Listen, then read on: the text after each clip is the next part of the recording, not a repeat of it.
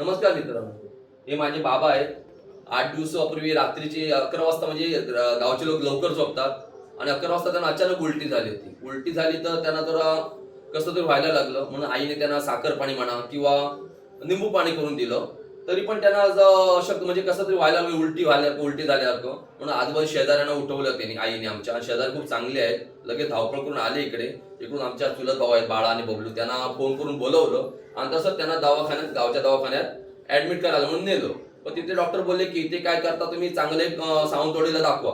पण सावंतवाडीतील नामांकित हॉस्पिटल, नामांकित डॉक्टर यांच्याकडे बाबांना घेऊन गेले आणि तिथे रिपोर्ट काढले. रिपोर्ट काढल्यावर ते डॉक्टरने डायरेक्ट यांच्या समोर, पेशंट असं असताना पण डायरेक्ट समोर सांगितलं की यांच्या दोन्ही किडन्या फेल झाल्या आहेत, हे आता काहीच करू शकत नाही. हे ऐकून बाबांना खूप म्हणजे एकदम कोणाला बरं वाटेल की डायरेक्ट तोंडावर सांगितल्यावर कोणाला बरं वाटेल की असं झालं म्हणून. तर त्या हिशोबाने मग मला फोन आला विरारला की भावाने माझ्या फोन केला की तुला यावं लागेल की बाबाची तब्येत जरा अचानक दोन्ही किडन्या फेल आहेत. हे ऐकून तर मला एकदम कसं तरी वाटलं. म्हणजे कसं आहे, म्हणून आमचे आकाशदादा सर आहेत, आकाशदादा करत, त्यांचा मी सल्ला घेतला. त्यांच्याने मला धीर दिला की नाही तुम्ही घाबरू नका, असं कुठच्या किडन्या फेल होऊ शकत नाही. जर पहिल्यापासून बाबांना काय आजारपण आहे काय आहे तर ते होऊ शकतं. तर म्हटलं सरस आजारपण काहीच नाही, कारण माझे बाबा कधी अंमली पदार्थ जेणेकरून सिगारेट, बिडी, गोवा, गुटखा, दारू म्हणजे काय साधा चहा पण माझे बाबा पित नाही, कधीच नाही पित. तर असं असताना मी ते मला नाही तुम्ही घाबरू नका, तुम्ही जावा विरारला, गावी जावा. आणि तिकडून मी डायरेक्ट विरारून गावी आलो. आणि माझी बहीण पण आली, बहीण पुण्यावरून घाबरत, ती पण रडत आली डायरेक्ट की बाबांना आमच्या काय आलं का. आतापर्यंत बाबांना आमच्या कसलंच आजारपण नाही, ताप, सर्दी, खोकला कसलंच आजारपण नाही. एवढे बाबा आमचे एकदम सुदृढ आहेत. आणि इथून आल्यानंतर आमचे काका आहेत, विकास काका, अशोक काका, त्यांचा सल्ला घेतला. तू म्हणता एकच काम कर, गुप्ता डॉक्टरकडे जा. आणि खरोखर मित्रांनो, गुप्ता डॉक्टरकडे गेल्यावर त्यांच्या समोर आमचा नंबर आला तर आमची फाईल दाखवली. म्हटलं सर रिपोर्ट बघा.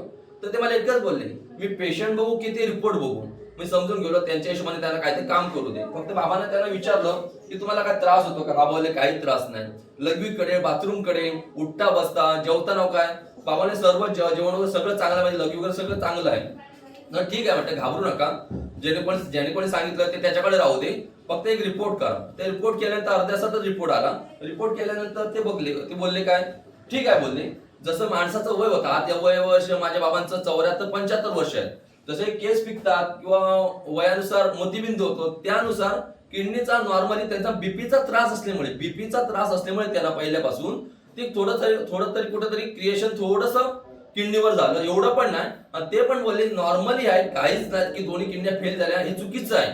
त्यांना आम्हाला ऐकून खूप बरं वाटलं, बाबांना पण खूप बरं वाटलं. बाबांनी अक्षरशः एक देव समजून गुप्ता डॉक्टरना नमस्कार केला की तुम्ही आम्हाला खरोखर चांगली माहिती दिली, नाही तर आम्ही पूर्णपणे तुटलो होतो, खरंच सांगतो.